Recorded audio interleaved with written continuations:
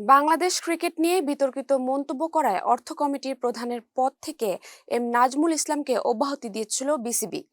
ক্রিকেটারদের দাবির মুখে বিসিবি এই সিদ্ধান্ত নিয়েছিল। অবশেষে সব নাটক অবসানের পর বিসিবির অর্থ বিভাগের দায়িত্ব ফিরে পেয়েছেন তিনি। গতকাল বিসিবির পরিচালনা পর্ষদের সভায় যোগ দেন নাজমুল। সেখানেই তাকে অর্থ বিভাগের দায়িত্ব ফিরিয়ে দেওয়া হয়। বিষয়টি গত রাতে দেশের একটি গণমাধ্যমকে নিশ্চিত করেছেন বিসিবির এই পরিচালক নিজেই। নাজমুল ইসলামকে নিয়ে গতকাল পরিচালনা পর্ষদের সভা শেষে সংবাদ মাধ্যমকে বিসিবির মিডিয়া কমিটির চেয়ারম্যান আমজাদ হোসেন বলেন, নাজমুল ইসলামের কাছে যে জবাবদিহির বিষয়ে জানতে চাওয়া হয়েছিল, মানে বোর্ডের কারণ দর্শনের নোটিশ, সেটি তিনি শৃঙ্খলা বিভাগের কাছে পাঠিয়েছেন।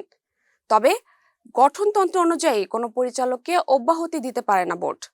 একজন 4 বছরের জন্য পরিচালক নির্বাচিত হলে, সেক্ষেত্রে শুধু মৃত্যু হলে, মানসিক ভারসাম্য হারালে, শৃঙ্খলাজনিত শাস্তি হলে, অর্থনৈতিকভাবে দেউলিয়া হলে, পরপর 3টি বোর্ড সভায় অনুপস্থিতি থাকলে পরিচালক পদ শূন্য ঘোষণা করা হবে।